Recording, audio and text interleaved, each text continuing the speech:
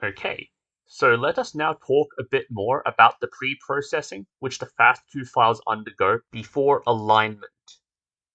I mentioned previously that there were three pre-processing steps: adapter and primer trimming, quality control trimming, and the combining and/or splitting up of files. To properly understand adapter and primer trimming, we need to understand the basics of the biochemistry underpinning the sequencing process. We will start by introducing inserts. Inserts are the nucleic polypeptides targeted for sequencing.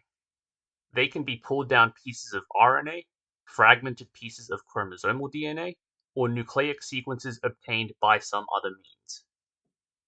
During sample prep, adapters are ligated onto the ends of these inserts, forming what are known as fragments.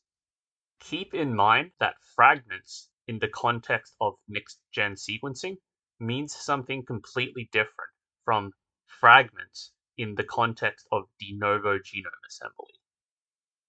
In the specific case of Illumina sequencing, Illumina adapters can contain a binding sequence, a primer, and an index. The binding sequence allows the fragment to bind to the flow cell. Why is this necessary? Well, a single DNA fragment does not emit a strong enough light signal to be detected when sequenced. Therefore, all fragments need to be amplified by PCR. However, these PCR duplicates need to be grouped together to emit a cohesive light signal. This will not work if the DNA fragments float freely in the PCR mix. The solution to this problem is to have individual fragments bind to a solid surface via the adapter sequences, and the amplification duplicates bind nearby, also thanks to the adapter sequences. This allows small clusters of genetically identical fragments to form on said surface. The index allows fragments from different samples to be differentiated. When sequencing multiple samples in a single run, the inserts from different biological samples are ligated to adapters with different indexes. All samples are then pulled and sequenced on the same flow cell or flow cells. The index allows the fragments to be differentiated from each other.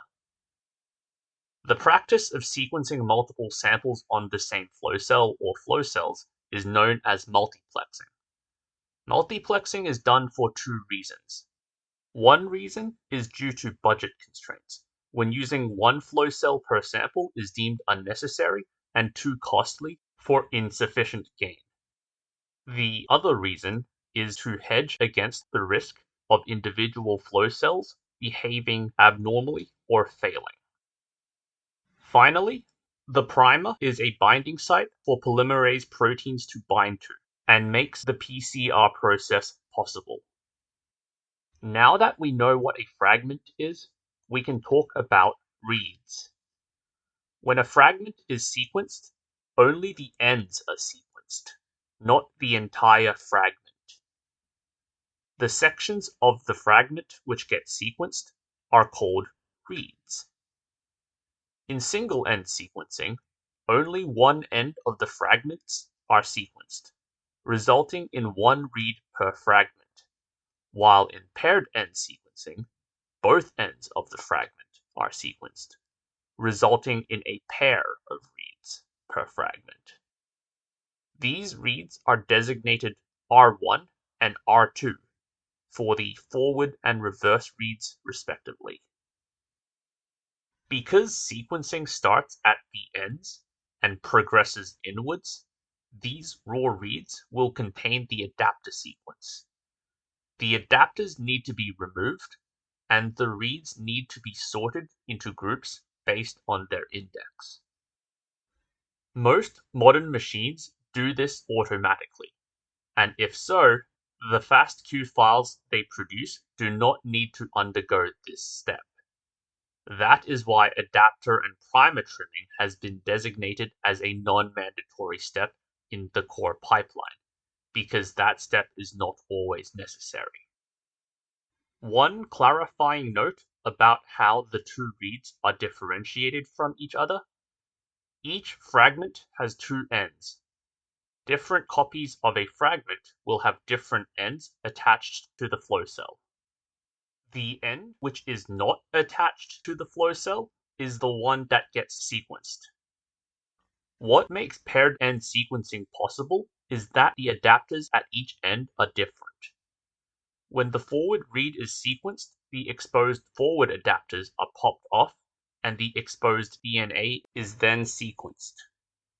The forward adapters bound to the flow cell are not exposed, and therefore untouched.